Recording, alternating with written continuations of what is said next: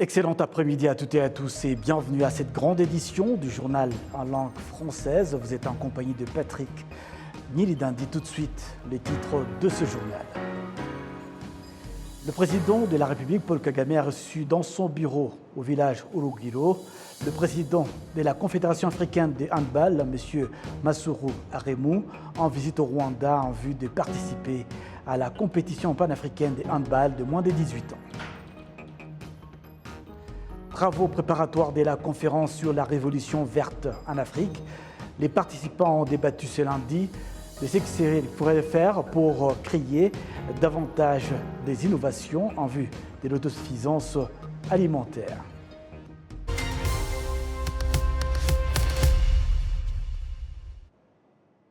Encore une fois, bienvenue à toutes et à tous.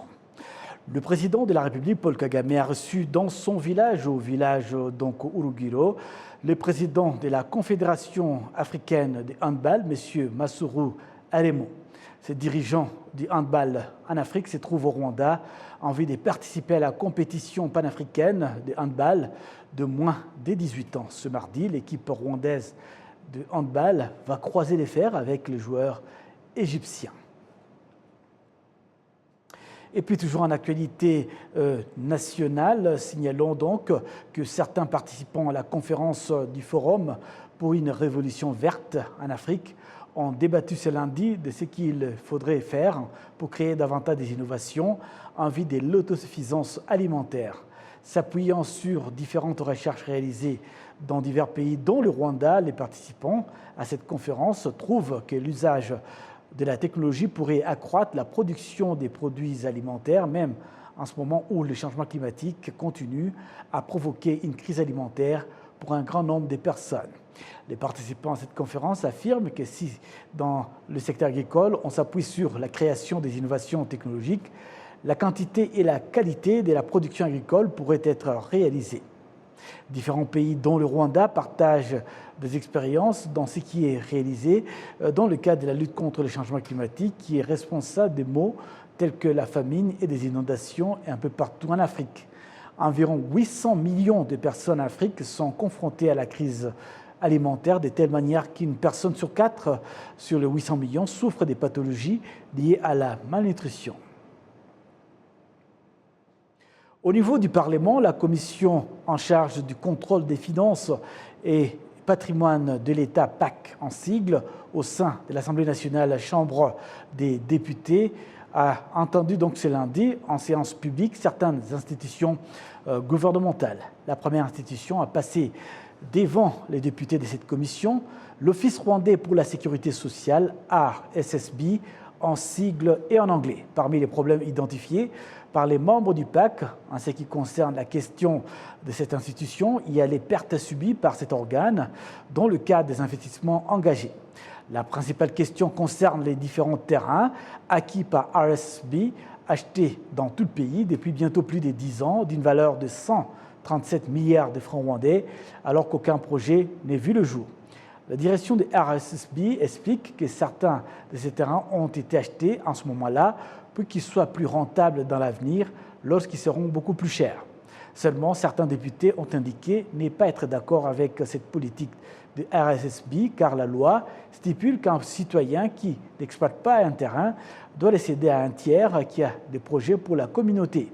Il se demande donc pourquoi un organisme gouvernemental peut passer autant d'années avec des terrains sans les utiliser pour des investissements qui profiteront aux membres de RSSB, comme par exemple la construction des maisons de moyens standards, car en effet, les chiffres montrent que seulement 3% des terrains acquis par RSSB ont été exploités. Les rapports de l'Office rwandais en charge du contrôle des finances de l'État montrent que le RSSB n'a pas été en mesure de gérer efficacement les finances de l'État, car actuellement 250 milliards de francs rwandais ont été investis dans des projets non rentables et 164 milliards ont été ajoutés aux dépôts inutilisés.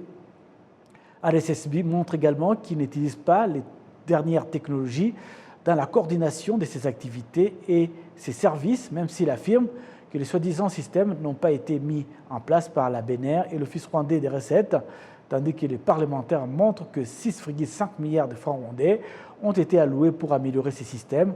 On se demande alors pourquoi ces fonds n'ont pas été, à quoi donc ont servi ces financements. L'érudit dans l'histoire du Rwanda, Tite Rutaremara, estime que la science et la technologie ont une base solide sur laquelle les jeunes peuvent s'appuyer pour l'édification du Rwanda souhaité. Indication faite lors du débat qui a regroupé les jeunes étudiants à l'université, lesquels débat est revenu sur le rôle de la jeunesse dans l'édification de la paix et la sécurité durable. Les détails avec Assim Youssouf.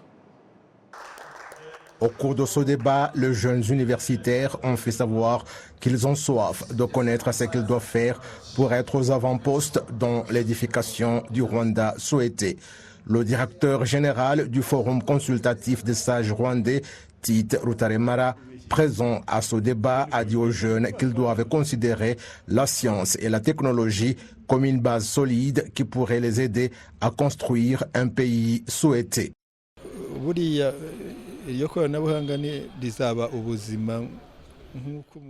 Cette technologie fera partie de la vie quotidienne, comme lorsqu'on se réveille, celui qui va au champ s'y rend, et c'est cette technologie dont nous nous servirons chaque fois. Marcher sera à l'aide de la technologie. En parlant, vous utiliserez la technologie et on trouvera que la technologie est dans la vie de tout un chacun, telle est la vie du futur.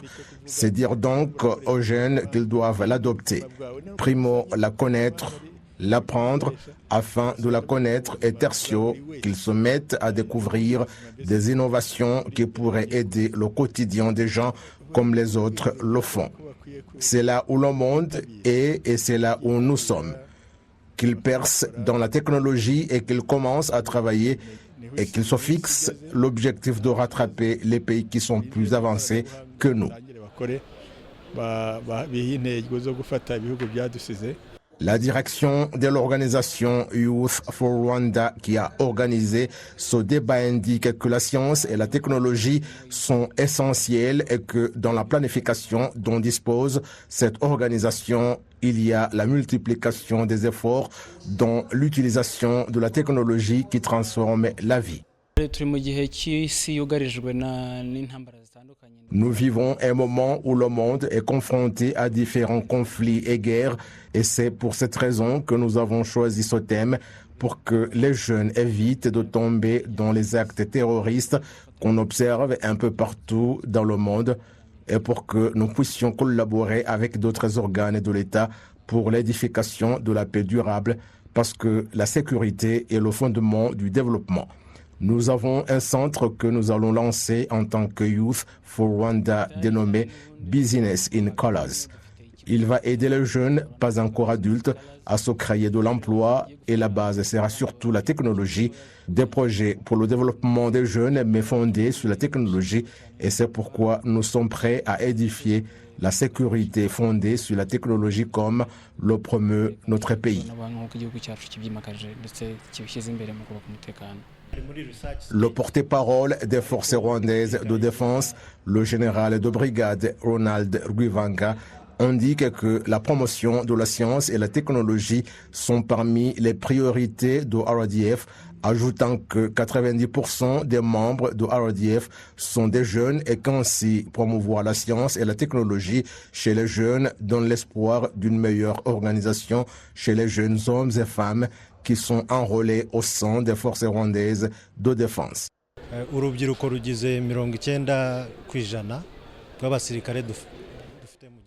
Les jeunes constituent 90% des militaires que nous avons dans le pays. Vous comprenez qu'un débat comme celui-ci aide ceux qui sont à l'université, qui veulent être incorporés dans l'armée à déceler les opportunités qui y sont. Notre premier conseil est qu'ils doivent participer aux activités de construction du pays. Les discussions ont porté sur différents sujets. Ce sont les jeunes qui apportent des innovations dans le pays, ceux d'entre 15 et 27 ans.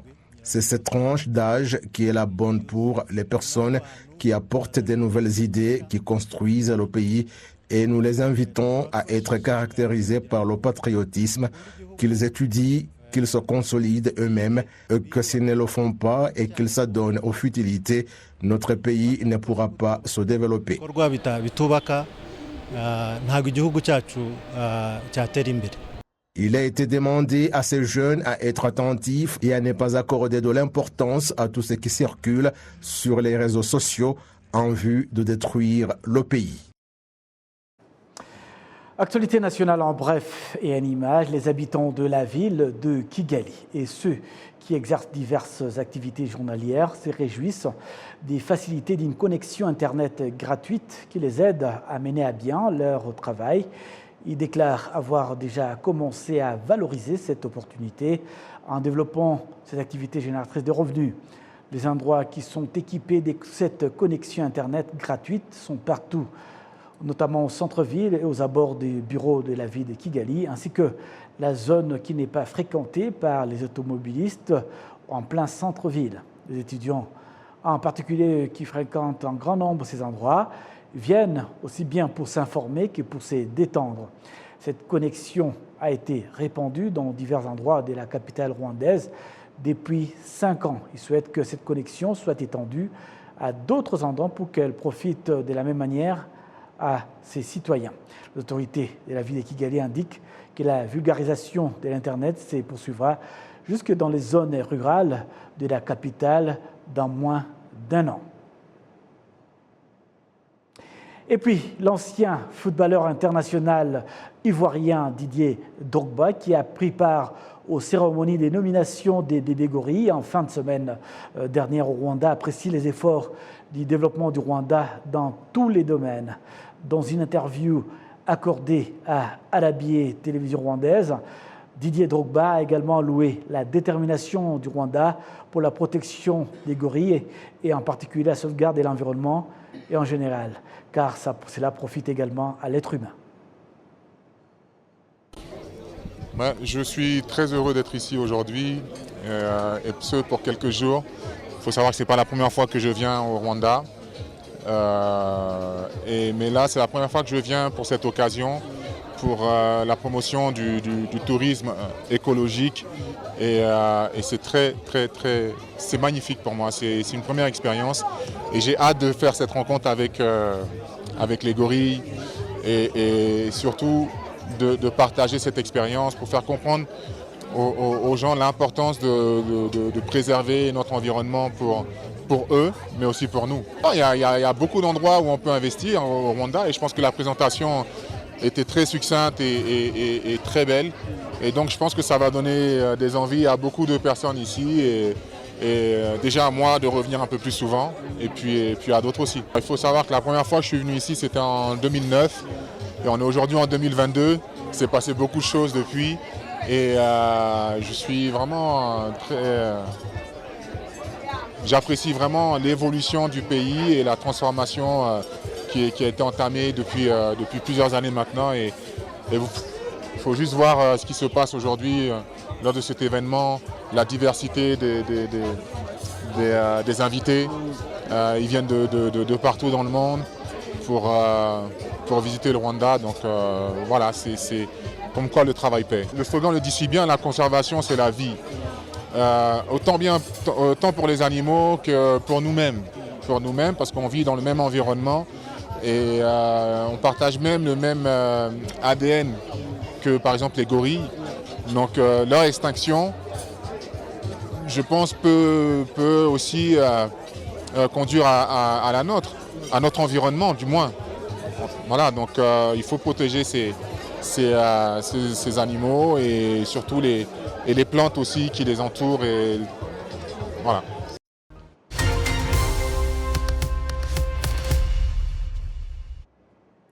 C'est donc la fin de cette grande édition. Excellente suite de programmes sur la télévision rwandaise.